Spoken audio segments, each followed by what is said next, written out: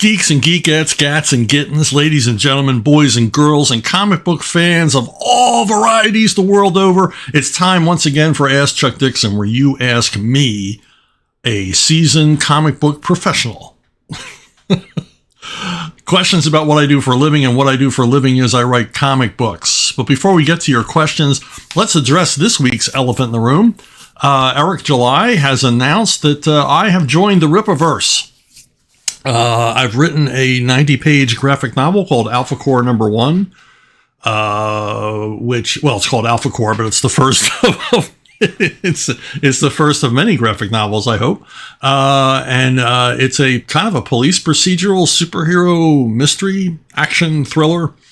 And I'd love to tell you who's drawing it, but Eric wants to make that announcement later, probably closer to the crowdfunding date. But my work is done and the art is done. I've seen all of it, and I've seen a good deal of the inked and colored work too, and it's going to blow you away. The art is by a major, major talent, somebody you know, and it's big news, and it's not Graham Nolan. so hold off there. Graham's doing his own thing. But thank you to Eric. We talked a few times in interviews and off the interview, and realized that we shared many of the same opinions on life and in general, and in particular, the sad state of American comic books. And so Eric kind of unleashed me on this project of these already established characters in the Rippaverse. But I added a whole bunch of new supporting characters and bad guys and all the rest. And I had a ball. Eric is a very generous creator in that he just let me run wild in his play box, his toy box. I'm combining toy box and playground there. I had a lot of fun, and I look forward to more. And we are talking about me doing quite a bit more. So first question is from Jason Hall. I saw the proposal for a Shroud series on your website, and those pages look wild. Can you give me any more details about the series, what the series would have been like, and why didn't Marvel pick it up? Gary Koepp and I had lost our gig on Conan, and we were looking to move more into the mainstream of the Marvel Universe. But we knew better than to propose anything with the Avengers or X-Men or anything like that, because those areas kind of locked up by editors and writers, and it was a tough clique to get into. So we thought, well, let's backdoor this deal and pick up a character, the Shroud, which not a lot had been done with in the past. I believe he began life as a backup in Moon Knight, Marvel Premiere Magazine or whatever. And there were only a few stories of the Shroud, and he hadn't really made a lot of appearances in the mainstream Marvel books. So we thought a series with the Shroud that would include or incorporate all of Marvel's horror characters, Dracula, Werewolf by Night, Son of Satan, all the rest. Because they were fallow too. Nothing had been done with them for a while. And our first arc was going to have Dr. Doom as the main villain, which I thought fit, because Dr. Doom has a sort of a past with the mystic dark arts. It's not mentioned a whole lot, but he's apparently, from the old continuities, he's a bit of a sorcerer as well as a formidable technological wizard. And Gary and I put this forth with a bunch of sample pages and sample artwork and everything else, and it fell with a resounding thud. The response was deafening. From editors. Their indifference was spectacular, because we weren't part of the clique. But as always happens at Marvel, they liked the idea, they just didn't like us doing it. And so only a few years later, they pretty much revisited this concept with their failed Midnight Suns event, which was going to usher the monster characters back into the Marvel universe, mainstream Marvel universe. And that didn't go over very well. I think our approach would have been better, having a book with a main character, who's pretty much like the specter of the Marvel Universe and just having a big badass action horror book. But those in power would not have it. We were not the right guys, in their opinion. Creeper Weirdo. I'm not sure if you know the answer to this, but I figured I'd ask, why did a lot of people at Marvel hate Jim Shooter? Was it politics, or did he change the work culture at Marvel at the time? If you don't know, that's okay. Just thought you might have insight. Well, I do have some insight, because when I started at Marvel working under Larry Hama, Jim Shooter was still the big boss man. It was still his ship to run, although I never had any interaction with him, because Larry Hama's corner of the Marvel Universe was kind of a closed shop. It didn't really have anything to do with the Marvel mainstream. Larry was doing the Nam, G.I. Joe, Savage Sword of Conan, and other related projects, none of which had any Marvel superheroes in them. So not a lot. The only time I saw Shooter was if he was in the bullpen. One time, memorably, holding up a piece of artwork, yelling, "This is ugly, this is ugly." He did not like that piece of artwork. Now, my own opinion of Jim Shooter is his track record speaks for itself. He turned the company from a loss leader for its parent company, which I think was still at the time Magazine Management Company. He turned it from a loss leader into a going concern, a profitable business again. He took full advantage of the direct market, but also full advantage of the newsstand. And he, pumped out a lot of quality material at a time when the quality was waning. There was no consistency.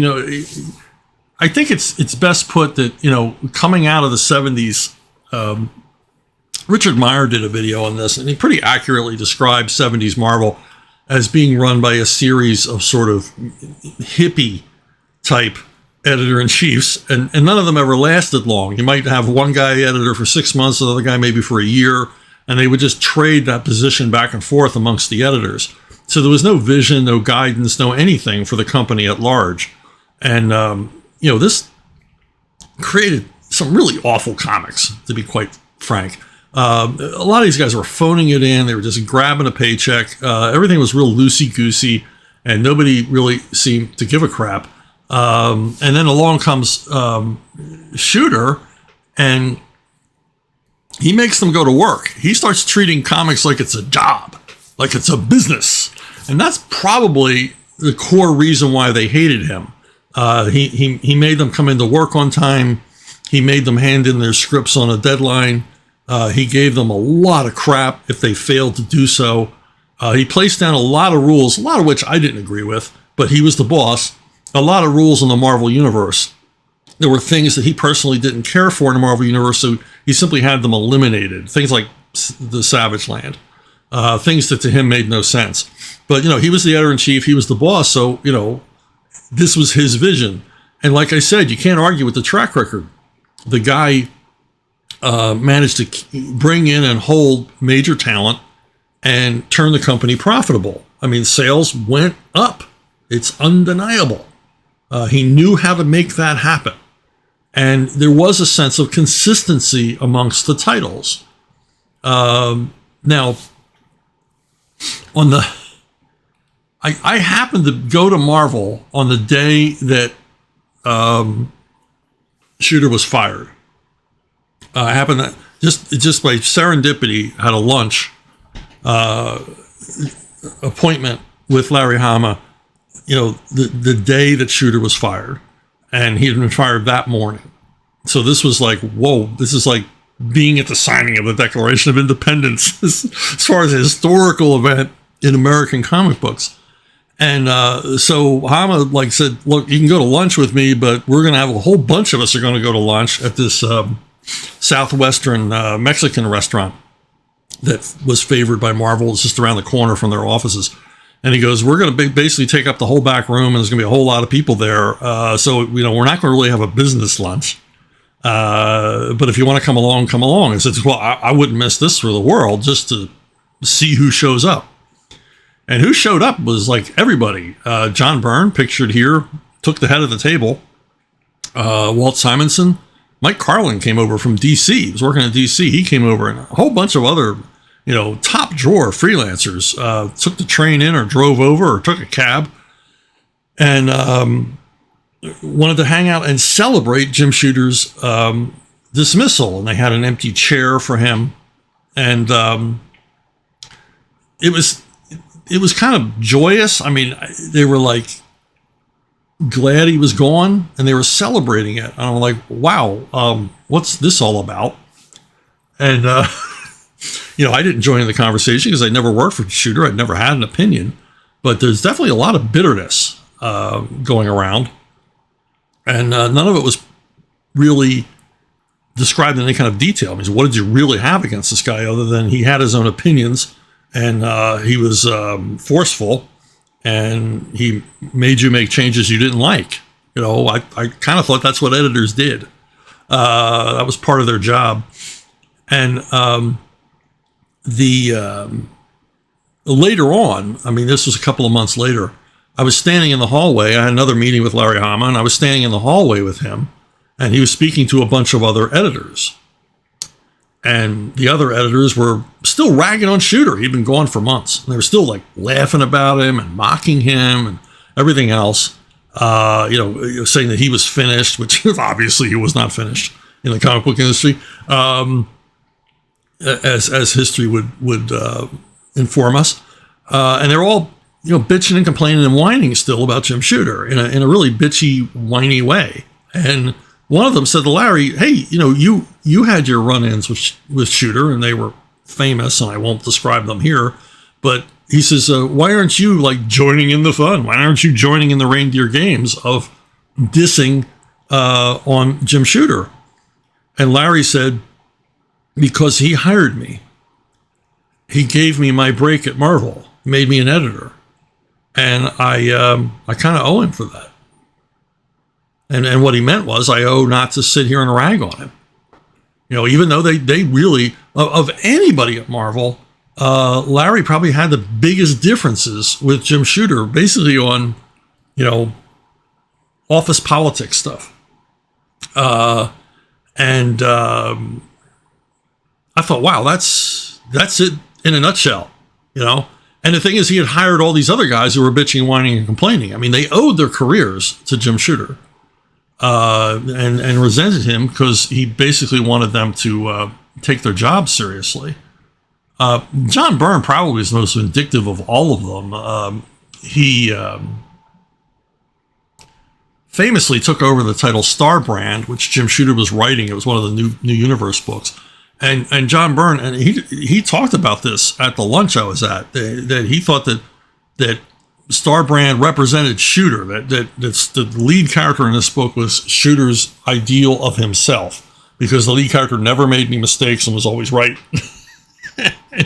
And so John Byrne took over the title and turned this character into a fool, a useful idiot, and ultimately came up with a crossover event for the New Universe in which the city of Pittsburgh was destroyed, wiped off the map in the New Universe, and not coincidentally, Pittsburgh was the hometown of Jim Shooter. So yeah, little petty there for a guy who saved the company from ruin.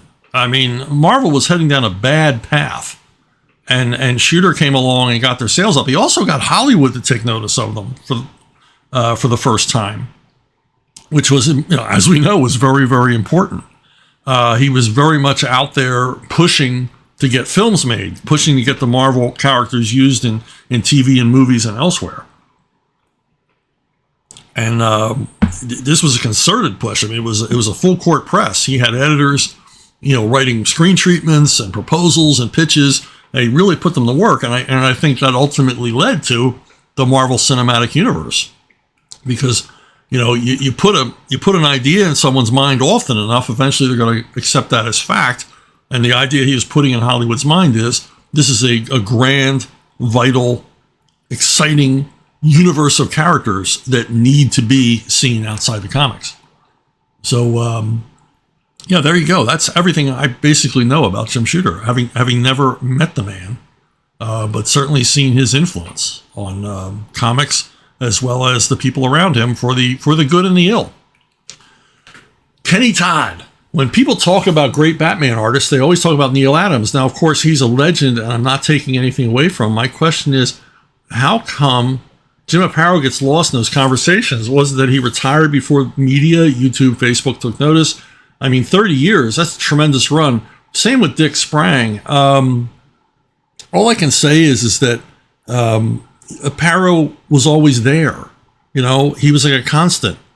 He was like you turn on the tap and the water comes out. That's nothing to say anything bad about Jim Aparo. He was a solid professional who did his work every month and did his best, and I think did amazing things. He kind of kept Batman cool in a period running up to Denny O'Neil taking over the titles and guiding the Batman universe. You know, do you ever go through your comic book collection and you go, wow, I must really like this book. I didn't realize I bought so many of these. Well, that's me with Brave and Bold. When I went through my comic book collection sometime in the early 80s, I was astounded that I had a whole long box of nothing but Brave and Bold.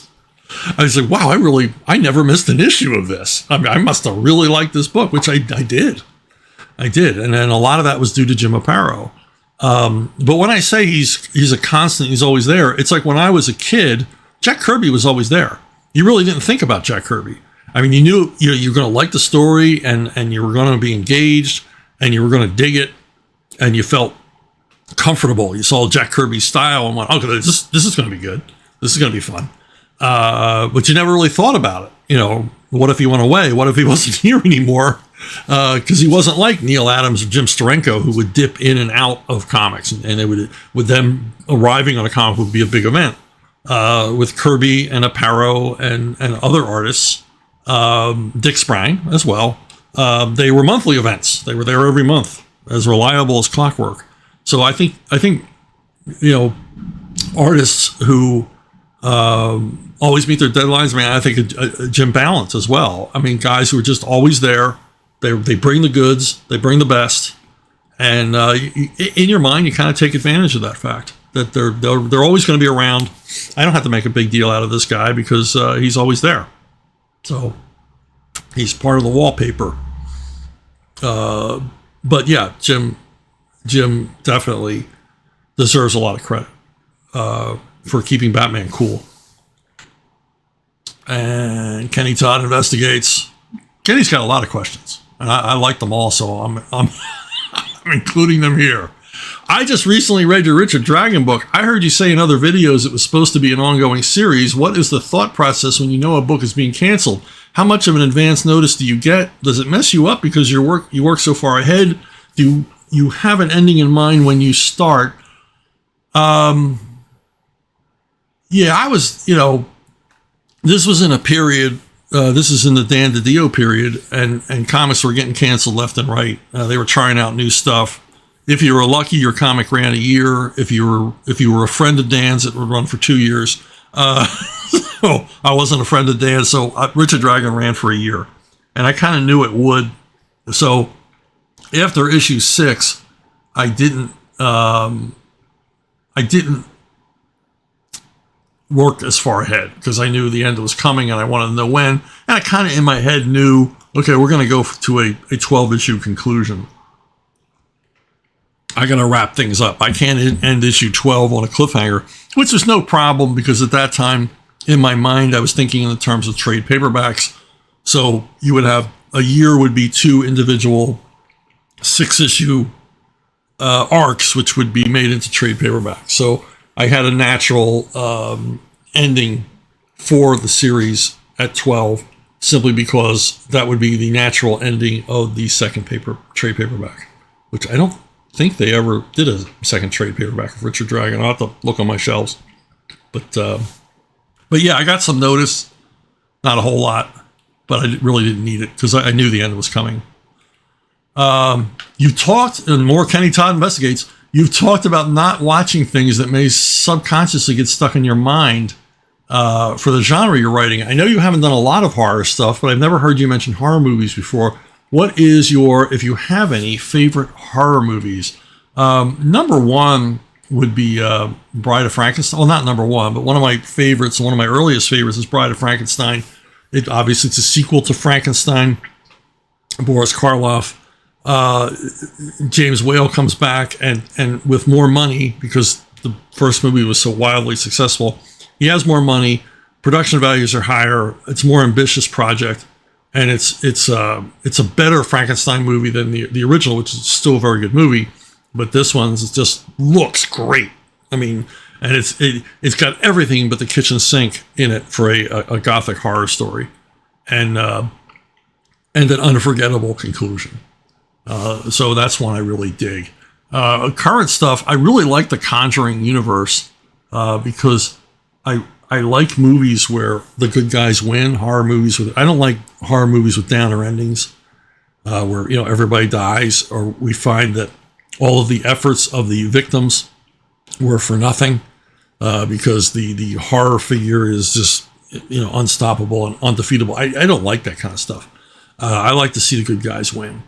And the core Conjuring movies are good. The last Annabelle movie is very good. This franchise, this universe, has its ups and downs. There's some weak entries, but overall, I really enjoy these movies. And the characters are indelible.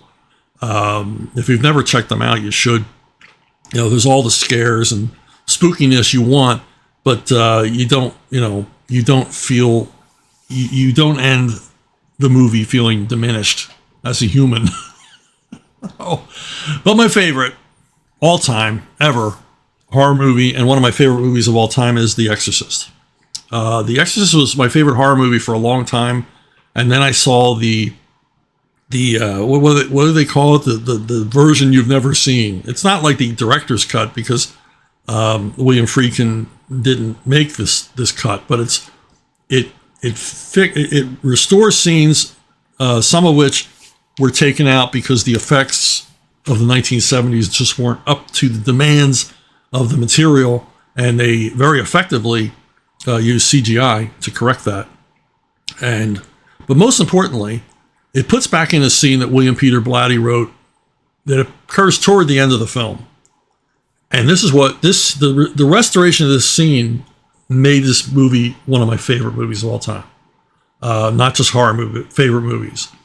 And it's a scene I have no idea why Friedkin wanted it taken out, because it's not that long, doesn't add to the running time to any great degree, but it's something the movie really, really needed, and Blatty knew this. I was very, very upset when they cut the scene. Plus, it's a marvelous scene.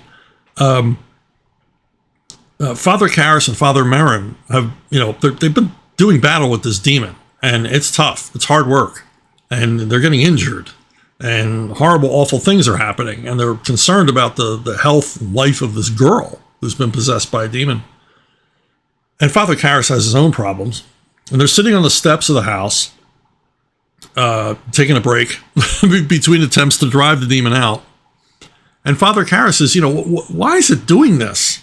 What's the point of this demonic possession? What's the end game here? And Father Merrin thinks for a moment and then says, I'm paraphrasing here, to make us feel, to return us to the animal, and to make us feel unworthy of God's love. And it's like, when I saw that version, I was like, what? It puts the whole movie in focus.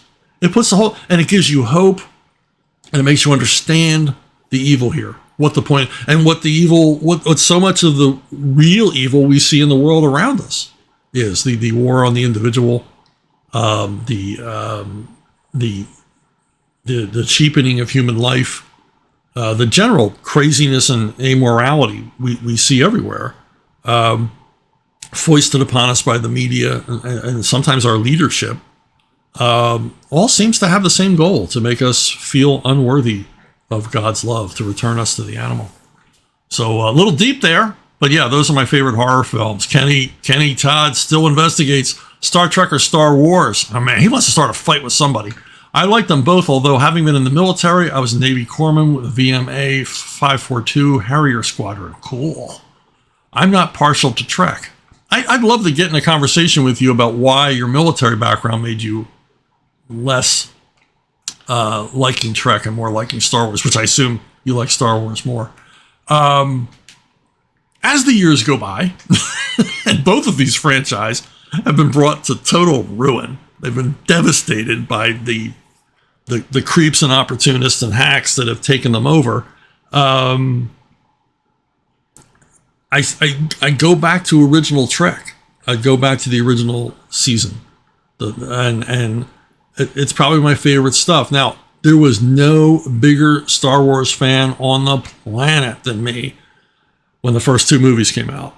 I love Star Wars. I saw it multiple times. Empire Strikes Back, I loved even more. I went to see Empire Strikes Back every Monday night for 6 months.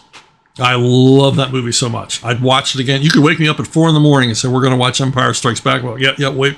Let me brush my teeth and I'll be right with you. And then Star Wars lost me with the Ewoks. Return of the Jedi, it was just such a naked cash grab, such a poor remake of the first film. It all lost me. It lost me. And the prequels didn't make me feel any better. And I've never even seen the sequels because I just have no interest. They just look soul killing to me. People that don't care. And same thing with Star Trek. I mean, other iterations. I watched Next Generation. I watched Enterprise. I watched some Voyager. They just don't hold a candle to the original series and the original characters. And there's a number of the Trek movies I like too. I mean, I like all the same Trek movies that everybody likes. Everybody knows who what their favorite Trek movies are. I won't even go into it because we all share the same opinion, which ones were best and which ones failed to deliver. But as the years go by, it's more Trek. I find I will watch Star Trek more than I'll ever watch anything Star Wars. And even the TV series, I saw the first 2 seasons of The Mandalorian. There was some fun stuff, some fun eye candy, but I wasn't interested enough to check out the 3rd season or any other Star Wars television show. They all looked like they were getting into kind of a creative rut. And I think we all know what that rut is. Christopher Hernandez, everybody's going to make me make choices today. This is the big choice episode. The Rifleman or Rawhide? Why? I recently watched these and was surprised at how serious they were. Not lighthearted or cheesy in the slightest. I'll tell you why they weren't cheesy or overly sentimental or anything else. Why these shows were tough. Even by today's standards, dealt with rough material, very serious material. The reason is their core audience for the TV Westerns was World War II vets. It was my dad and your dad or granddad. These guys had grown up on Westerns as kids. I use my own dad as an example. His cowboy hero was Bob Steele. And some of you boomers will remember Bob Steele played Duffy on F Troop, the little Irishman with the big mustache. That was my dad's favorite cowboy hero. And so he loved Westerns, and most of the guys serving in World War II liked Westerns. They grew up on them in the pulps and movies and serials and comic books. And when they came home, they still liked Westerns, but they'd seen a little bit of the world. A lot of them had seen some terrible stuff. They'd seen the darker side of human nature. And so they weren't going to sit down, after their shift at the factory and watch, Roy Rogers. That was for the kids. Lone Ranger, Roy Rogers, those shows, they were on in the afternoon. They were for the kids. In the evening, they wanted rougher stuff. And the Rifleman and Rawhide delivered all of that. Manly stuff, dealing with serious issues and sudden death and loss and all the rest of it. My favorite Western, in fact, my favorite TV show of all time will always be The Rifleman. Chuck Connors, ex-football player, ex-basketball player, ex-baseball player, cast as Lucas McCain He's a guy with a young kid. He's a widower. And so there's a stakes for him. You know, there's something at risk, not only his ranch, but his son's future. And he's not a lawman. He's just protecting his ranch. But if there's trouble down in North Fork, you know, Lucas McCain's going to go down there and help the sheriff out. And usually help the sheriff out by killing a dozen or so bad guys by the end of the episode. This was a 30-minute shot in black and white. The show was created by Sam Peckinpah, famous for westerns, famous for violent westerns. And this show brought the goods every week, violence-wise. They would set up these incredibly tense situations where there was real risks, real stakes, and the only way out of it was for Lucas to gun down every trail bum and saddle tramp that had come into town, thinking Norfolk was an easy mark because it had an elderly sheriff, and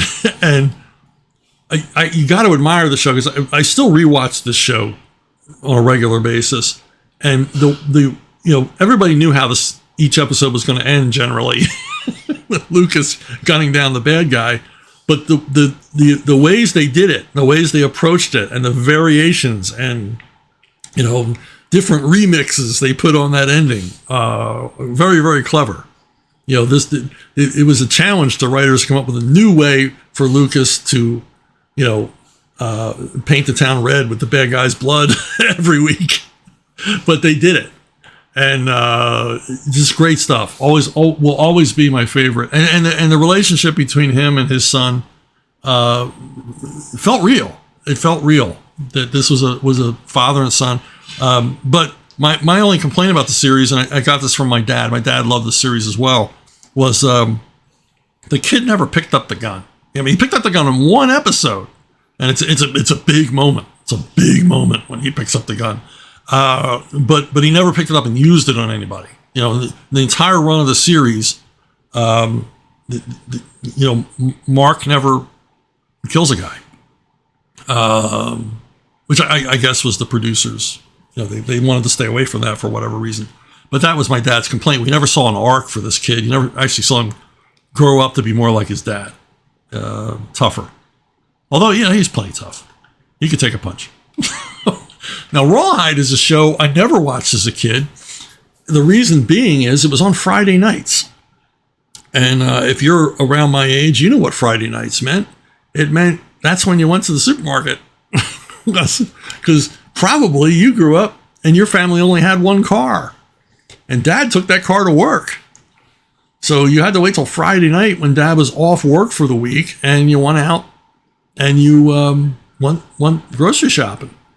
And so I never saw an episode of Raw. I never saw Soupy Sales either. He was on Friday nights. So I know I have this list in my head of all the shows I never got to see. 77 Sunset Strip. There are a lot of shows that were on Friday nights. I didn't get to see them. And then as the series moved to other nights, I'd never gotten into it, so I never watched it.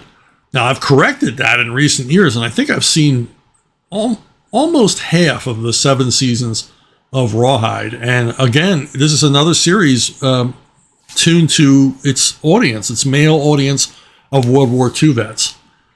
Famously, the series starred Clint Eastwood as Rowdy Yates and Eric Fleming as tough trail boss Gil Favor. The Gil Favor character is probably the second toughest guy in TV Westerns next to Lucas McCain. He was a fast draw, although they never made a big deal about it. It was really funny because he was a fast draw, and they never talked about on the show how quick this guy was on the draw. But you knew as a viewer because you'd seen it, and they didn't pull this one out all the time. But whenever he got challenged, you knew, wow, this guy's a dead man. He just challenged Gil Favor to a gunfight. So that was a cool aspect. But the best episodes of this show were the ones that dealt with cattle drive, and that's what the show was about. It was about a seemingly never-ending series of cattle drives from the Texas Big Bend area up to Abilene and other places, up to railheads to ship the beeves to market. And so there's a lot of riding and shooting and fighting and chases and stampedes and all the rest of it, and fun around the campfire. But it was very serious. It dealt with serious stuff. And the best episodes were the ones that dealt with the logistics of the drive. The best episodes are the ones that didn't have a special guest star, and they just dealt with the problems and challenges in very, very inventive ways, and ways very, very much based on the diaries of actual drovers and actual trail bosses. Charles Marquis, I'm blanking on his last name. He was big on authenticity. And the show is, except for the conventions for a TV Western, is largely very, very authentic. And those are the best episodes. So this is one of my favorite TV Westerns. But it's just can't hold a candle to Rifleman because nothing can. But it's an excellent series, and boy, tons and tons of great guest stars. I mean, just about everybody you can think of that was ever in a Western in the 60s and 70s showed up as part of the cattle drive in these things. Andrew Schweitzer. I was looking at the cover of the first issue of Robin and noticed something about the boots he's wearing. The boots have this line in them that makes his feet look sort of like animal hooves. I recently ran into Scott Hanna at a convention and asked him about it. I can't remember exactly what he said, but to the effect that they were a ninja-style boot, which made clinging to walls a bit easier. But he wasn't sure whose idea that initially was. I meant to ask Tom Grumman at the convention, same convention, but it slipped my mind. He's wearing the boots that ninjas wear. They're tabi boots, and they do have a split toe for climbing, and they're very much a ninja thing. And if you want a pair, you can find them all over the internet. But I really don't recall if the tabi boots were something that were part of Robin's attire before I took on the title or not. Quite famously, there was sort of a runoff to design Robin's new costume, Tim Drake's new costume, and Neil Adams won. Largely, this is really odd. This is a little background. This is one of those questions you don't know to ask. A number of people put in Robin designs.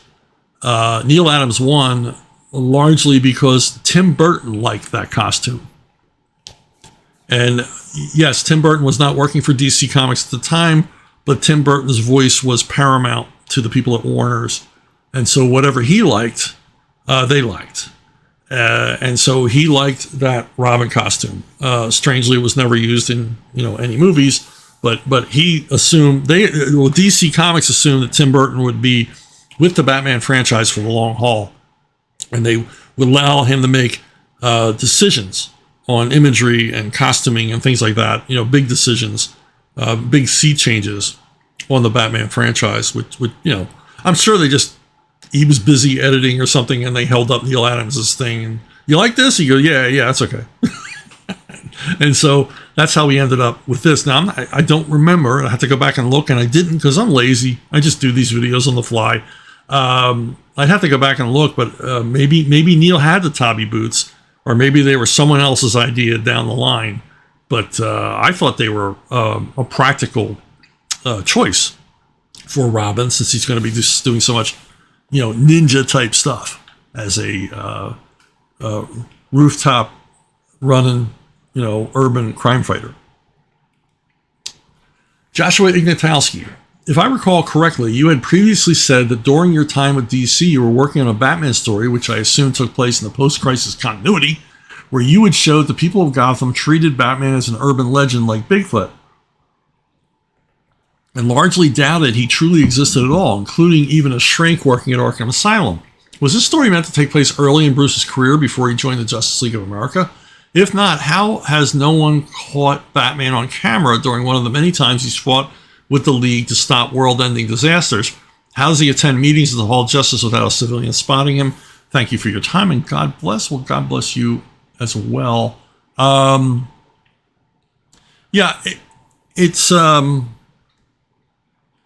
It wasn't me treating Batman as an urban legend, although I really like that concept. For me, that's preferable status for Batman in the DCU, is that most people don't think he exists. He's Bigfoot. He's the Loch Ness Monster.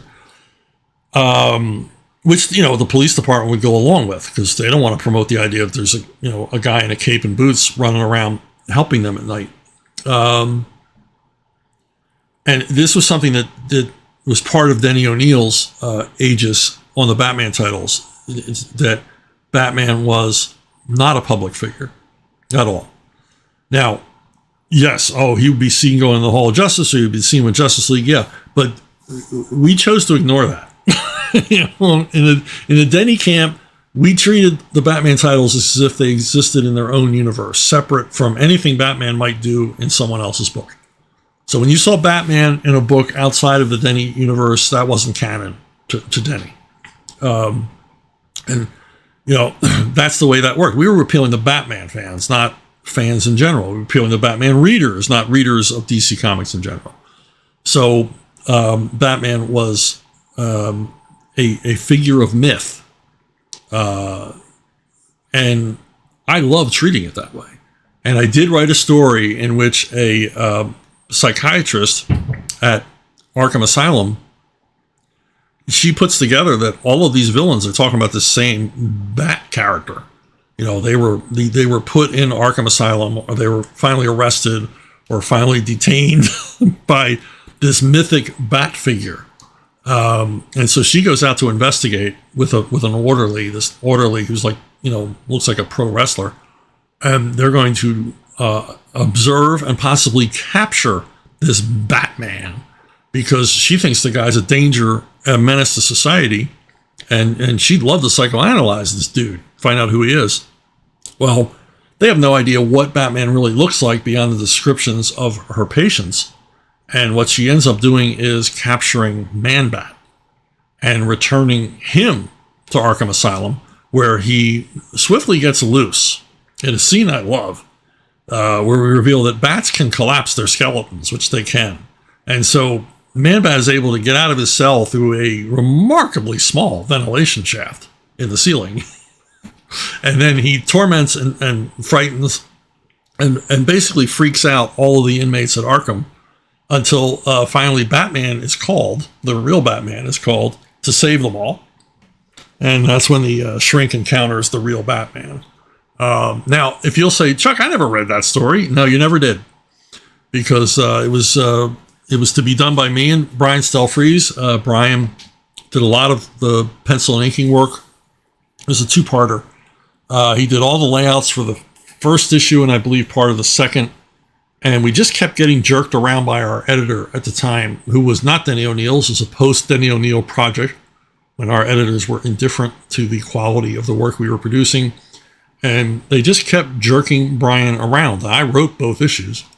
And he finally just had to say, I can't do this anymore. And I think that was the editor's idea, was to make everything so difficult for Brian that he would quit the assignment, which he did. And sadly, he did. Why don't you all write to DC and demand the story be finished and presented as a one-shot? Because they make a lovely little prestige book. Since they're cranking out so much Batman material, why not use this? They already paid for the story. But yeah, Batman is a figure of myth in my mind. Okay, Bones Jones McFinefingerburger. I assume that's an alias. And we're going to find out it's not even a human. I realize you're a busy man, but I'm eager to see. This question is purportedly from a dog. Okay, I realize you're a busy man, but I'm eager to see my picture on the YouTube show. I do admit to some vanity on my part, but would also like to ask some questions. As an animal, I highly appreciate your skill in writing animals. You do great with animals who are actual animals and not anthropomorphic. My favorite character of yours is Ra-Ra, the main character from Winterworld. And you did great stuff with Silver and Scout in your Lone Ranger Snake of Iron. That is not an ability many have, but you do, and I applaud it. So that said, I think you are perfectly suited to write some Lassie stories. So would you enjoy such a project? And if so, what would you do to bring Lassie back to the masses? Yeah, Lassie was like a real thing. Lassie was a big deal when I was a kid. And there were Lassie comics. And there's a little side story.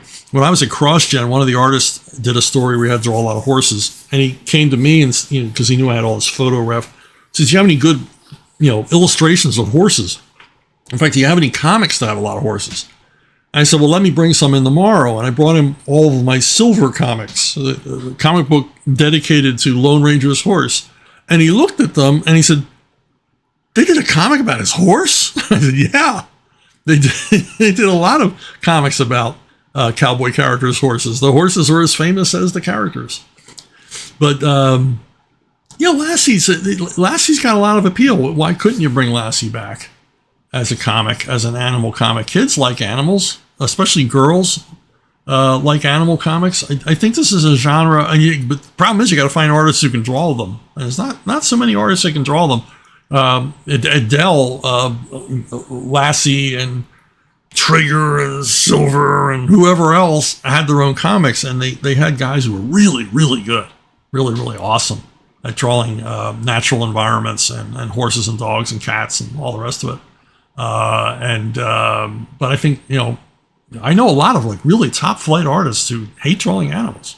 I mean, they draw everything so well. It's like, oh man, I can't work on this. So you got horses in it. I'm like, wow, you can't draw horses? No, I can draw horses. I don't like drawing horses. Hey, we got a Bones Twin Spin. And as you had requested, there is your picture, Mr. Feinberger, right there on the old YouTube. Okay, second question. What are your thoughts about Lassie books, movies, and TV shows? Well, when I was a kid, there were 3 channels, and Lassie was on one of them. So if you wanted to watch something, it was Lassie. There was Lassie, there was Rin Tin Tin. These were afternoon shows put on for the kiddies, and you couldn't get away from Lassie. It was on every day. So yeah, I saw a lot of Lassie. But my other exposure to Lassie was Lassie Come Home. I had to write a book report in elementary school, and my grandmother had a copy of this book, and I thought, well, let me give this a shot. And it's a damn good book. I couldn't put it down. I really liked it. And it's got a great story, and it's set in Scotland. There's lots of suspense and thrills, and the writer is very skilled at writing from the point of view of an animal, which is probably where I, got my first inkling of how you write for an animal, sort of intuited from this writer how to go about that. How do you write a story from the perspective of a basically mute beast? Okay, triple spin for Bones. It just won't go away. Like so many dogs. Who are some of your favorite animal characters? You can even mention cats if you must. I know you're a cat person. I'll tolerate it. I think that will suffice for now. Thanks for your time, Mr. Dixon. I remain an enthusiastic follower of your work. Hey, I'm not a cat person. I have a cat. I've had dogs in the past. I like dogs. Dogs are awesome. But cats are easy to take care of. And I'm living here in Florida, and I really don't feel like walking a dog in 110 heat every day. So, and I live in a development, and following a dog around with a little plastic baggie, I don't know, not my idea of manhood. But yeah, Rah from Winterworld was my attempt to add the animal character to a post-apocalyptic franchise. And everybody likes Rah. He's a European badger, not an American badger, because my artist was from Argentina, didn't know what an American badger looked like. So that's cool because I like the white stripe down the head. And one of the reasons this series was never published in Argentina is because the Argentine publisher thought that if you got an animal in the story, it made it a children's story. Even though Winterworld is not a children's story, it's a bleak, often depressing tale of a world in decline, a world in ruin, the end of times. But anyway, but you didn't ask about any of that. You asked about my favorite animal characters. Number one has got to be Cheetah. I love Cheetah. Now, Cheetah was a real chimpanzee. His name was Cheetah. And, as chimpanzees go, He was good for a few years, but when chimpanzees reach puberty, they get dangerous. So, he wasn't in movies after a while. When he got to about 10 or 11, he was harder to handle, so he retired. But I like Cheetah because he took direction. You watch the movies, his scenes are terrific. I mean, he's really part of the cast. He's reacting as the other characters react. He gets into the tone of the scene, and he would apparently, they didn't use chimp doubles or anything else. They trained him how to do all this stuff, and he would do it on camera. And if you know anything about the golden age of Hollywood, they didn't do a lot of retakes, and they certainly weren't going to do a lot of retakes with an animal. So if you had a talented horse, dog, or whatever, I'd say cat, but you can't train a cat to do anything. An animal like that was gold, and Cheetah was gold for the Tarzan franchise for a long time. And he could do, terrific interactions. He was funny. He seemed to have comedic timing. It wasn't all just in the editing. And he seemed to be able to emote with that silly face of his. And so Cheetah was awesome. And the coolest thing about Cheetah is he lived to be 80 years old. He retired to Florida. He was living in a basically retirement preservation area for chimpanzees. And he was, this old, gray-haired chimpanzee got to live the life of Riley until age 80. So, they must have treated him well. That's way past the lifespan normally of a chimpanzee. And from all reports, he spent a lot of his days watching the old movies, watching himself in movies. Now, Cheetah's my favorite movie animal, but he's based on one of my favorite fictional animals, which is Nekima. Nekima was Tarzan's cowardly, self-interested buddy in a lot of the Edgar Rice Burroughs Tarzan novels. But Nekima was a tiny little monkey, usually portrayed as a spider monkey, which are not native to Africa. They're native to South America. Here's a little factoid for you to share around the dinner table. There are no monkeys in Africa with prehensile tails. They're all here in the Western Hemisphere. So anyway, I always liked Nekima. He's really good comic relief. And I just like that he's just a self-interested coward in the books. Now, another favorite animal never had a name in the movies except for one brief mention. Was a horse called Pie, like an apple pie. And it was Jimmy Stewart's favorite horse. And Jimmy Stewart rode this horse for like 12 years in a whole bunch of Westerns. Many of them directed by Anthony Mann, many of them classic American Westerns. And Jimmy Stewart liked Pie. They had a good relationship. They would sometimes disguise Pie by hiding the white blaze on his forehead with dye or paint. Maybe dapple him up a little bit so he didn't always look like Jimmy was on the same horse because he was playing different characters. But Pie was a good horse and often part of the action, part of the story, most famously in the movie The Far Country, in which he helps Jimmy set up an ambush for the bad guys. Which leads me to believe I got to give honorable mention to Comet the Wonder Horse, a short-lived Western series called The Adventures of Briscoe County Jr., starring Bruce Campbell.